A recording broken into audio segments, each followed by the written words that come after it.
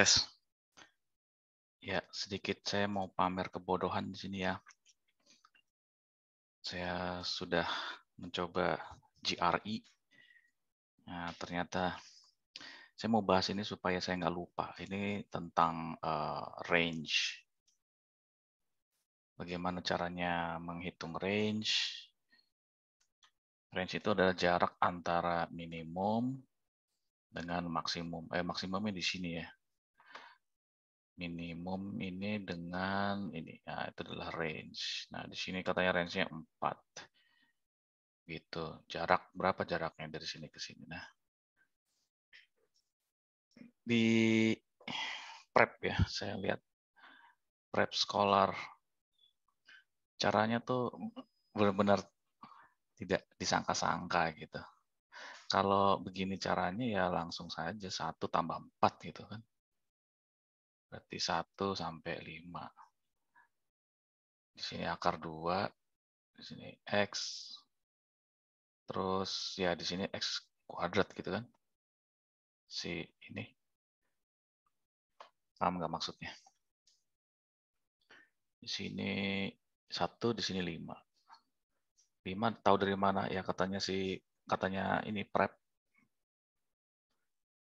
ya, sekolah kata dia range sama dengan apa ya, maksimum kalau nggak salah ya. Max dikurang min. Coba kita lihat sebentar ya. Sini ya. Nah, Anda bisa lihat di sini max. Nah, range-nya kan udah ketahuan. Range-nya itu 4. Terus minimumnya 1. Ya berarti max-nya 5 gitu. Tapi kenapa si scholar prep-nya malah menyarankan bikin seperti ini, saya nggak ngerti ya. Maksudnya ini kok jadi basa-basi banget. Kenapa nggak langsung aja gitu? Lagi pula di sini udah ada tulisan since the minimum value. Ini lagi salah nih. Masa minimum 5 sih? Ini maksudnya max ini. Aduh. Salah tulis dia. Kembali ke soal ya. Ya, di sini saya salah ya. Saya menjawabnya apa? My answer apa? Two quantity are equal. Harusnya yang ini, yang quantity A ini lebih besar. Oke, gimana caranya? Berarti ini 1 ditambah 4. Berarti di sini 5. Nah, kalau X kuadrat sama dengan 5, berarti X sama dengan akar 5. Gitu. Nah, di sini kan akar 5. Jadi seolah-olah apakah akar 5 ini gini, akar 5 lebih besar dari 2 atau lebih kecil dari 2? Gitu. Nah, untuk mengetahuinya kalau tanpa kalkulator ya, maka ini adalah akar 4 gitu. Katanya si prep ya, bukan kata saya. Prep Scholar website-nya. Daripada pakai kalkulator ya udahlah ini dikuadratin menjadi 4 ya. Nah, akar 5 sama akar 4 ya pasti besar akar 5, makanya di sinilah jawabannya. Begitu ceritanya. Ya. Pause dulu. Saya mau bahas yang incorrect saja. Nah, di sini jawaban saya benar ya. Jadi karena benar saya nggak mau bahas. Saya bahas yang salah-salah saja. Correct answer. Oh iya, ini saya nyontek ya. Ini jawaban nyontek, ini bukan jawaban saya. By the way, nilai saya udah nyontek. Dapatnya cuma 158. Apalagi nggak nyontek, mungkin 130 ya. Nyonteknya saya banyak banget ya. Anda bisa lihat di sini. Di apa namanya nih? Aduh, nyontek belasan nomor ya. Kalau saya nggak nyontek hancur lah. Oke, di sini sih masalahnya saya cuma bahasa Inggris aja ya. Tens digit sama unit digit gitu. Ternyata ini artinya ya unit digit itu yang paling belakang nih. 8 sama 6 ini namanya unit digit. Kalau tens itu ini 7 sama 6 yang ini ya. Nah, berarti di atasnya tens itu kan 100 ya kan? 100. Ya, kalau 100 berarti yang angka 2 ini. Terus ini ya 100 gitu. Nah, untungnya aja dia nanyanya tens. Jadi tens digit itu artinya digit kedua, ini digit pertama gitu. Intinya gitu. Ini digit if x and y adalah tens, ini digit kedua, y itu digit pertama, namanya unit gitu. Itu berasal dari ini ya. Berasal dari ini, tensnya dia, dan unitnya dia. Begitu maksudnya. XY ini di sini dan di sini. Bukannya X sama Y, bukan. Ini memang bahasa Inggris ya. Nah, saya nggak tahu nih tens digit sama unit digit itu apa. Setelah saya nyontek di Google ya, terus Google ngarahin ke sini ya, saya jadi tahu bahasa Inggris. Oh, itu maksudnya. Terus pertanyaan, what is the value X? Ya, X ditambah Y. Berarti tens digit kedua ditambah digit ke pertama gitu. Tapi ini harus dikali dulu gitu. Kan kenapa harus dikali? Karena of the product. Produknya dari ini apa? Produknya gitu. Produknya dari ini tuh panjang sampai 11 digit. Kalkulator di sini nggak bisa. Kalkulator di JRE dia nggak bisa 11 digit. Kalau nggak salah dia cuma 8 digit. Gitu ceritanya. Nah, karena nggak bisa pakai kalkulator yang ada di JRE, juga nggak bisa pakai kalkulator yang ada di komputer, nggak bisa juga. Jadi ini harus kita kali. Kalinya pakai ya bisa pakai kertas kosong gitu ya. Cuman kan buat apa ini dikali? Ini dikali kan pertanyaannya cuma ini digit kedua yang ini sama digit pertama. Hasilnya ya. Jadi ini setelah ini dikali nanti akan mendapatkan 11, 10, 9, 8 terus digit kedua dan digit 1. Nah, inilah yang X, inilah yang Y. Nah, X ditambah Y berapa? Adalah 12. Tahu dari mana? Oke, tahunya dari sini.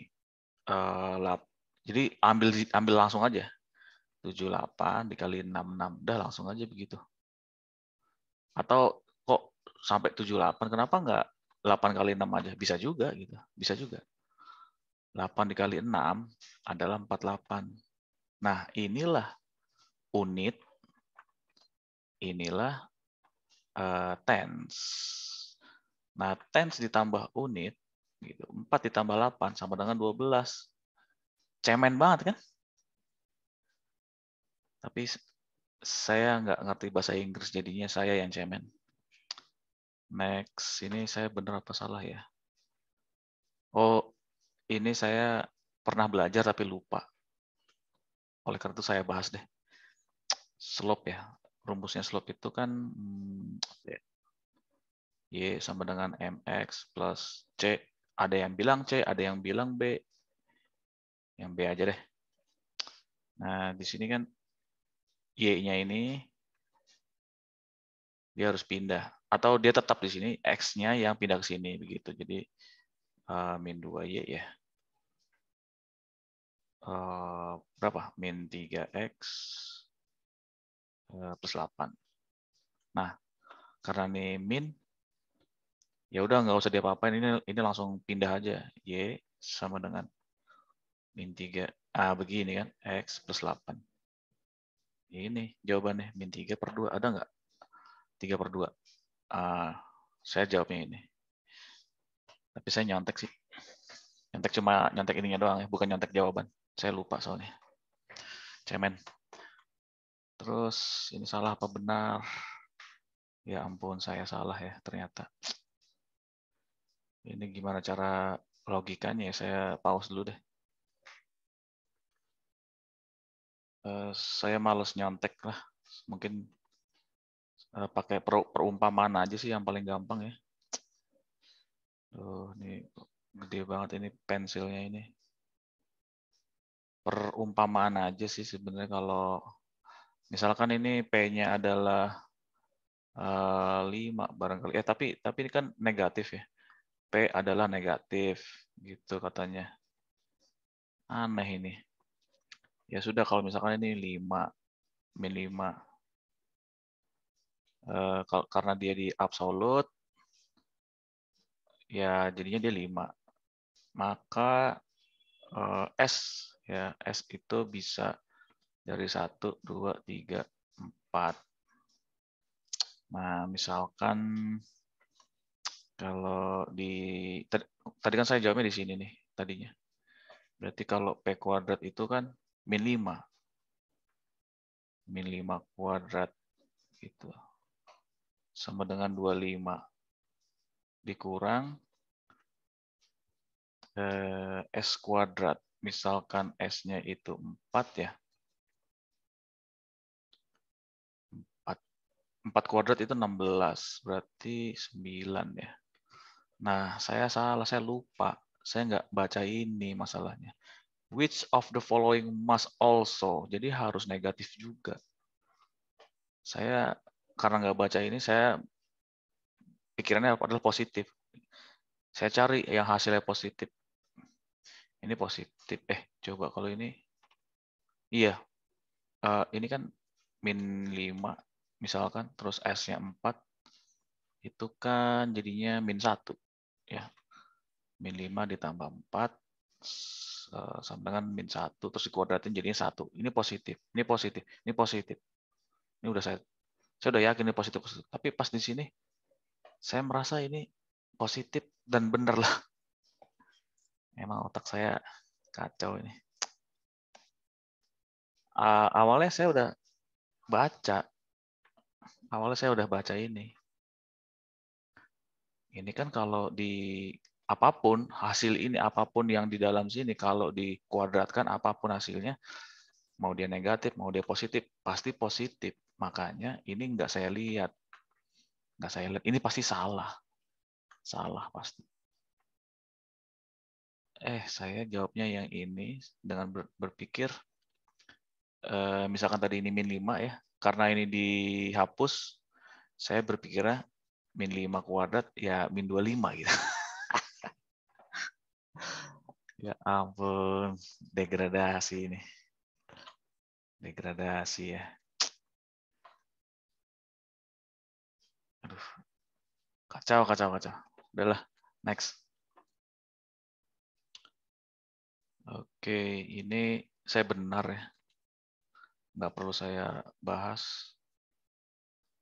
Terus ini saya juga benar kalau nggak salah. Iya. Apa 2/5 tuh kemarin 0,4 ya. Kemarin. Ya sebenarnya saya udah pernah belajar ini. Saya belajar di YouTube, ini muncul lagi. Muncul lagi di sini. Ya udah saya hitung ulang pakai agak lama sih memang. Terus hasilnya 0,4. 0,4. Ini 0,4 itu kan sama dengan 2/5 gitu ceritanya. Oke deh, next aja karena ini bukan permasalahan. Nah, ini agak. Nah, ini saya nyontek total ini udah. Ini saya nggak ngerti bahasa Inggris ya. Saya pause dulu, saya mau belajar dulu deh. Masalahnya tuh di bahasa Inggris ya. Di sini ya. Secara umumnya tuh di sini. Kalau yang atas itu gampang lah. The sum of the 5 average rating. Itu tahu lah artinya. Tapi kalau di airline with the least sum was ranked first. Saya tahu lah itu artinya apa. Jadi maskapai yang memiliki sum yang paling kecil, penjumlahan yang paling kecil ya. Ini kan nanti dijumlah nih. Dijumlah. Dan ternyata ini yang paling kecil. Nanti kita bahas nanti. Was ranked first. Oke, berarti dia ranking 1 gitu. Ranking 1. Nah, pas di sini nih kacau. Ini apa sih? By what fraction? Sampai sekarang saya nggak ngerti, meskipun video sudah di resume ya, sudah diteruskan, saya tetap nggak ngerti. Saya tadi juga udah belajar di prep, prep apa tadi ya? Nah di sini saya mendapat petunjuk, tapi kok maksa ya? Mana petunjuknya? Tunggu sebentar.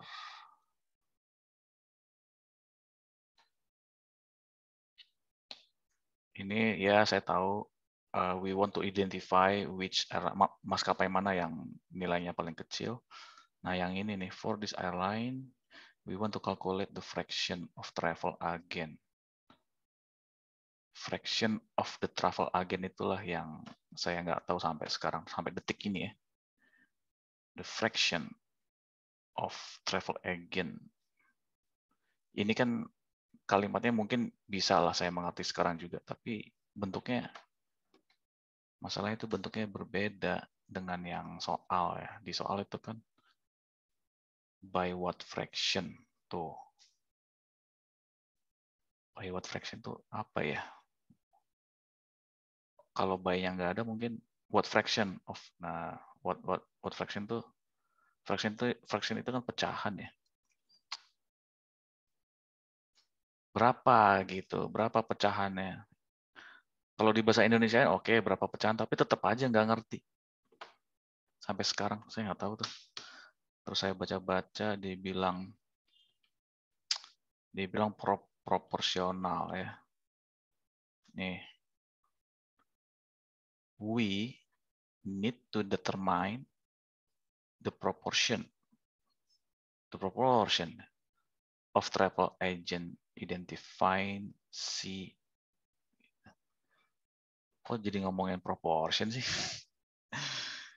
Aduh, kacau banget ya. Terus gimana ini? Ya, dia bilang ya udah tinggal dijumlahin aja tuh yang ada di pie chart gitu katanya. Yang mana? Yang C ya. CBA sama CAB ya. Gitu. Dijumlahin 20 ditambah 2 sama dengan 22 gitu ya. Dia bilang persen gitu. Nggak tahu persen dari mana asalnya gitu. Karena di sini nggak ada persen. Itu yang nggak ngenakin gitu ya. Coba kalau kita baca deh. In a survey, 100 travel agent each ranked airline ABC in order of preference. Artinya ada total 100 travel agent gitu. Each ranked airline ya kira-kira 100 itu di berada gitu ya, atau di ranking, atau di labelin lah. Ada yang dari A, ada yang dari B, ada yang dari C. In order of each of 100 also read that. Oh, oke. Jadi 100 travel agen ini disuruh menilai.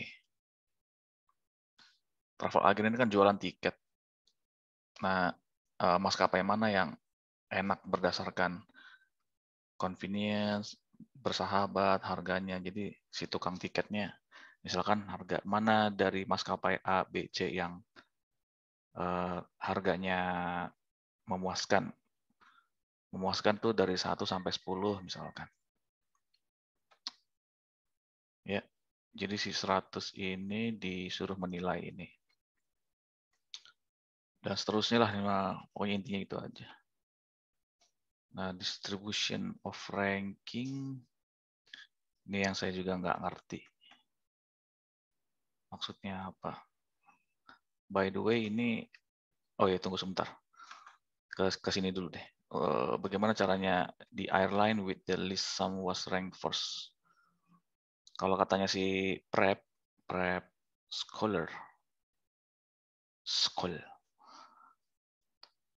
ini jangan dihitung pakai kalkulator gitu. Jadi ini dihapus aja.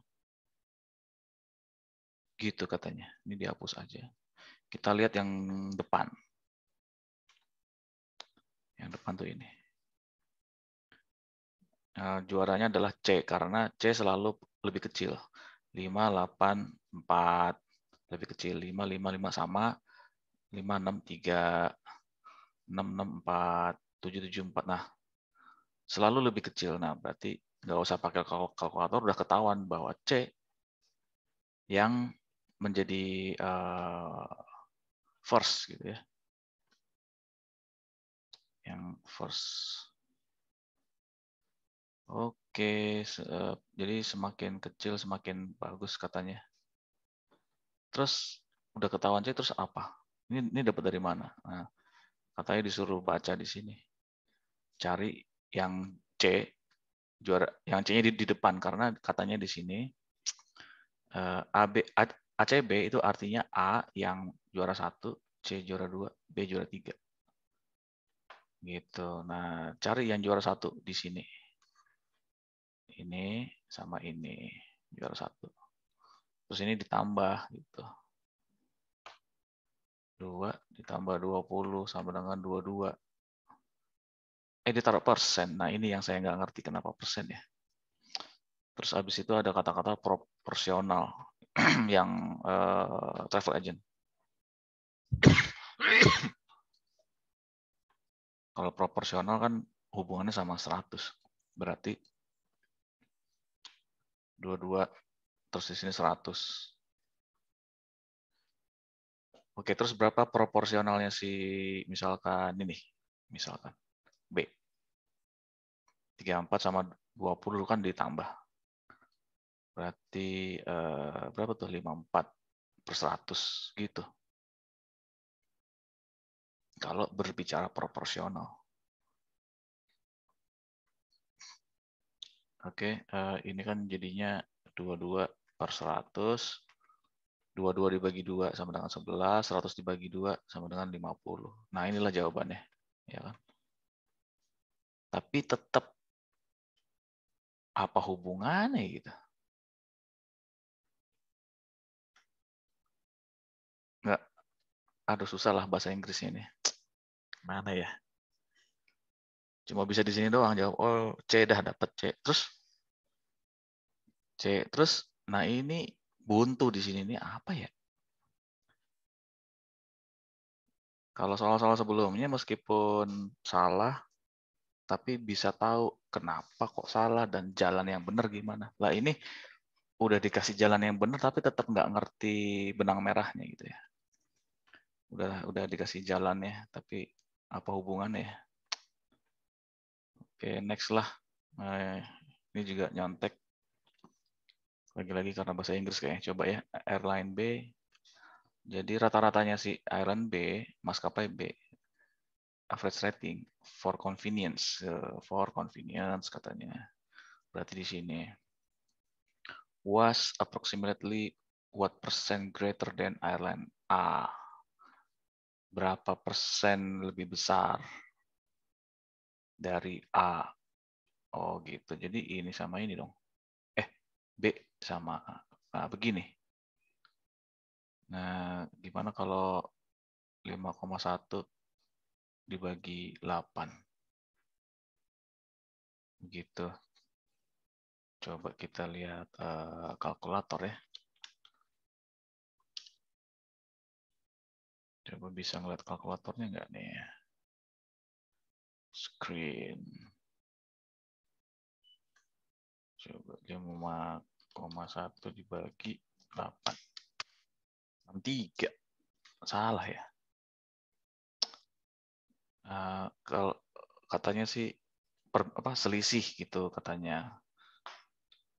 Selisih 8 di antara 8 dengan 5,1 selisihnya 2,9. Nah, 2,9 dibagi 5,1.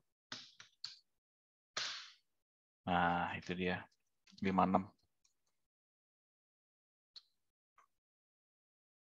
Gitu. Jadi selisih antara 8 dengan 51 ini adalah 2,9. Aduh, 2,9 selisihnya dibagi 5,1. Kenapa dibagi 5,1 gitu? Karena kan berapa persen lebih besar? Berarti si B dikali berapa persen lebih besar gitu agar bisa mencapai selisih gitu. Agar mencapai selisih. Ya jebakannya tadi ya. Jebakannya adalah 5,1 dibagi 8. 63.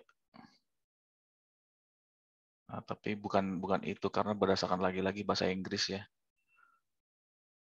Bahasa Inggrisnya di sini menyiratkan adalah selisih. Ada selisih 2,9. Nah, sementara posisinya si B itu 5,1. Gimana caranya supaya si B bisa mendapatkan nilai ini? Dia harus menaikkan berapa persen dari ini. Begitu. Ya, berarti berapa persen sih si 2,9 ini terhadap ini? Ya, 2,9 dibagi 5,1 sama dengan 56,8%. Itu ceritanya. Supaya B dianggap sama dengan A, dia butuh 29. Tapi kan bahasanya nggak begitu. Bahasanya tuh greater. Greater itu lebih besar. Ini ada 5,1, ini ada 8. Nah, ini lebih kelebihan 2,9 gitu loh terhadap ini. Paham nggak? Greater. Greater itu apa ya? Lebih besar ya. Misalkan saya tingginya 178, Shaquille O'Neal misalkan 2 meter, padahal sih lebih sih. 2 meter. Berapa persen gitu. Ya kalau secara singkatnya ya 200 dibagi berapa tadi ya? 178 langsung dibagi 200 ya. Tapi padahal enggak, ini selisihnya dulu. Selisihnya berapa baru dibagi 178. Jadi tinggal sekian persen lagi saya sudah mencapai ini gitu.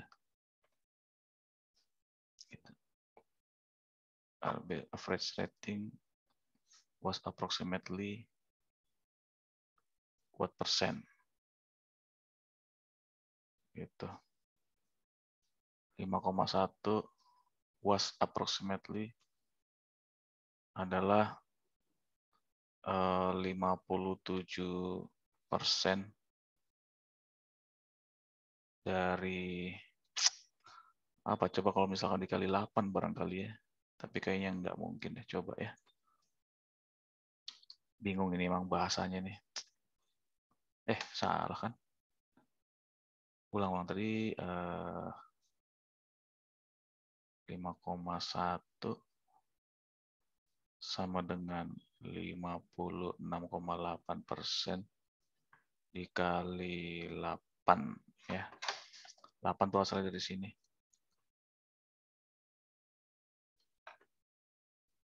Coba 8 dikali 56. Titik 568. Tahu kan salah. Berarti emang sulit ya di bahasa Inggrisnya ini. Ini salah nih, matematikanya seperti ini. Jadi gimana caranya menghubungkan selisih ini ya, yang 2,9 dengan bahasa ini gitu ya.